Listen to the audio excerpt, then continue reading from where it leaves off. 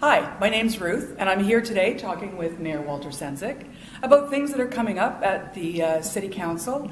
We want to do this on a regular basis and let people know what's happening in Council and around the City of St. Catharines. So welcome to Mayor Walter Sendzik. Thanks, Ruth. Appreciate it. Thanks for having this chat with me. Yeah. So Monday, tomorrow, is your second City Council meeting. City Council meeting here in Council Chambers.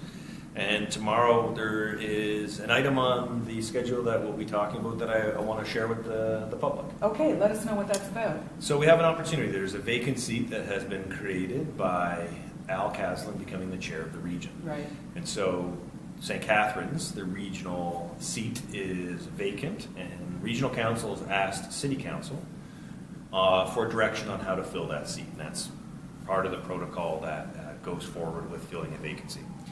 So we have an opportunity, and we have an opportunity to appoint an individual, host a by-election, or take a different approach. And I'm going to be coming forward and talking and bringing a motion forward, actually, to take a different approach. And I ran on a campaign of fresh thinking and new ideas. Right. And so what we want to do is have a current city councillor move into a regional councillor seat as well. So have a dual role, dual representation is what they call it. And that's not what normally has happened in the past? Normally in the past, and there is no bylaw that stipulates what thou shalt do. Right. But normally in the past, they would appoint the 7th place finisher or the 8th place finisher, whatever it may be. But it's not a hard and fast rule that we have to follow. This council has an opportunity to do something different. So tell us about dual representation. So dual representation, which is being used in a number of different regions across Ontario. You got Durham, you got York, you got Halton. They have dual representation. And what that essentially is that you have a sitting councillor who will sit through a horseshoe like we have here today. And as well, they will sit as a regional councillor. And so it'll be a dual role. And it's something that I've been talking about for a number of years now. And during the campaign, I met countless people who were talking about how overgoverned we are in Niagara. We have 125 elected officials representing our population of 400,000.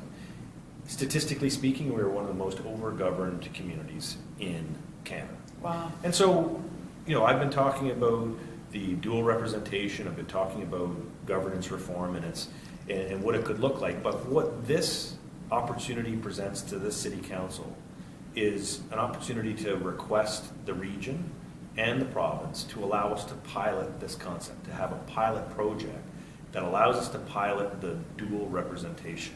So even though this has happened in other communities, for Niagara, for St. Catharines, it would be a pilot project. And it's a new concept. So we would have what will have to happen is that the city council will have to approve of this position, right, our approach. The regional council will have to approve it, and then request from the province a ministerial approval to make it a reality.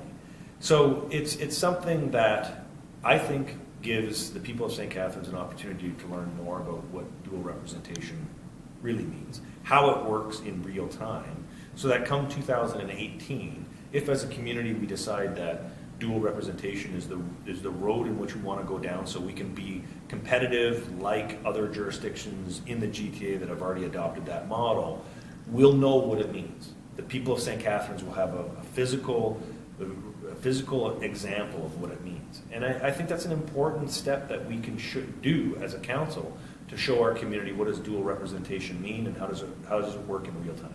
So what does dual representation, what do you think it would bring to the residents, to the voters, to the citizens of St. Catharines? Well, governance has been studied to ad nauseum. Like, we've had governance reports going back to 1975. We've had committees in the city of St. Catharines. Almost every term there's been a governance committee. Nothing has happened. So, and by governance discussions and reports and committees, you're talking about people who are talking about how we should govern our cities. Right, and who's elected to the position to govern. Okay. In terms of, is it a dual representation? Do we, how do we elect the in the ward systems. They've all been up, it's all been up for discussion, but no action has taken place. Okay. No action has taken place in 30 years. So we've remained status quo. This step can allow us to move beyond the status quo, and in exploring this option, the dual representation, we can look at how does it make us more competitive, because that's what I've talked about in my campaign. How does it put us on a strong footing compared to our neighbors down the highway? How does it allow us to move into and become a more modern community when it comes to government? If this allows us to do that, then I think it's something that we should and must do. Right, right. So the idea is, if somebody sits on city council and somebody sits on regional council, now you've got communication happening in both ways. Both ways. And it's a dual representation. It's a dual Yeah. role. So, you know, it's something that I think council should take seriously. I'm looking forward to a very fulsome discussion at council tomorrow. If it's successful in getting through, I know there'll be a fulsome discussion at the region. And if it, again, is approved at the region, then we move forward to the province and we request for them to allow us to adopt this model as a trial, as a pilot, and then, you know, move forward to 2018. But this is our opportunity. It's an opportunity for us to be progressive, to move beyond the status quo, and try something new. Yeah. Okay. So I'm looking forward to it. Okay. Well, thank you very much. Thanks.